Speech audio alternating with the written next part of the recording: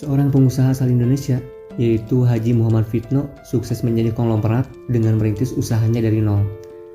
Melalui unggahan di channel YouTube Riko Huang, ternyata diketahui bahwa rahasia di balik kesuksesannya saat ini adalah karena beliau merupakan salah seorang yang rajin bersedekah. Sedekah sering disebut sebagai amalan yang bisa mendatangkan rezeki, bahkan melipat gandakannya sampai 700 kali lipat. Tapi faktanya, banyak orang yang mengeluh bahwa dirinya merasa sudah rajin sedekah, tapi rezekinya tidak kunjung datang. Dan akhirnya menyalahkan Allah, menyalahkan Tuhan, dan menganggap kalau Tuhan tidak memenuhi janjinya. Dan ketika mengajukan pertanyaan ke pemuka agama, kurang lebih jawabannya, kamu itu kurang ikhlas. Padahal ketika memutuskan untuk bersedekah, tentu saja sudah ditekadkan untuk melakukannya dengan ikhlas. Tapi tetap saja, rezeki belum juga bertambah. Dan ternyata untuk amalan sedekah berbeda dengan ibadah lainnya.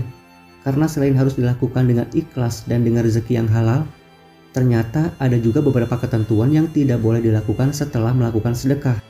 Ada dua hal yang tidak boleh dilakukan setelah kita memberi atau bersedekah. Seperti dijelaskan dalam Quran Surat Al-Baqarah ayat 262.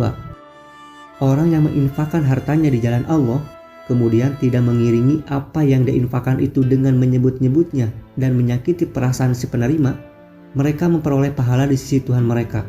Tidak ada rasa takut pada mereka dan mereka tidak bersedih hati. Mungkin tanpa sadar kita sering ngungkit-ngungkit atau berusaha mengingatkan seseorang tentang apa yang sudah kita lakukan untuknya, mengingatkan mereka tentang jasa-jasa kita. Dan hal ini bukan hanya membuat mereka jadi tidak nyaman, tapi bisa juga menyakiti perasaannya. Jadi ketika kita memberi pada orang lain, lalu kemudian kita seolah merasa punya hak untuk bisa memanfaatkan, mempengaruhi, dan bahkan menyakiti mereka, hal itulah yang bisa membatalkan pahala sedekah kita. Maka ketika bersedekah, yakinkan dalam hati bahwa kita tidak sedang memberi untuk menyenangkan manusia, tapi ini dilakukan untuk menyenangkan Allah. Tapi ingatlah, sekalipun kita memberi kebaikan pada seseorang, tidak berarti mereka juga akan berlaku baik pada kita. Bisa jadi orang yang sering kita bantu malah pada akhirnya menentang kita. Namun, ketika itu terjadi, silahkan putuskan. Apakah kamu akan mengingatkan mereka akan kebaikan kamu?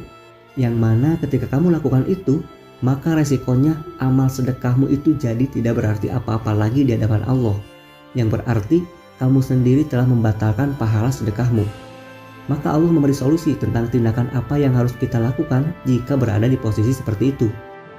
Allah menambahkan dalam ayat berikutnya, perkataan yang baik dan pemberian maaf lebih baik daripada sedekah yang diiringi tindakan yang menyakiti. Karena pada prinsipnya, jika kamu akan berbuat keji di kemudian hari dan memiliki kecenderungan untuk itu, maka lebih baik selamatkan diri kamu dengan tidak bersedekah sama sekali.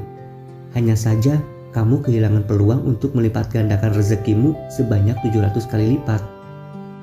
Namun, jika kamu telah memutuskan untuk memberi, maka biarkan mereka melakukan apapun yang mereka mau. Mereka boleh bertindak sesuka hati mereka. Balaslah mereka dengan perkataan yang baik dan maafkanlah mereka.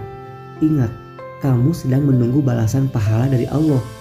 Kuatkan hatimu, kuatkan kesabaranmu, agar kamu tidak akan kehilangan pahala sedekahmu. Lalu bersiaplah untuk mendapatkan limpahan rezeki sebanyak 700 kali lipat.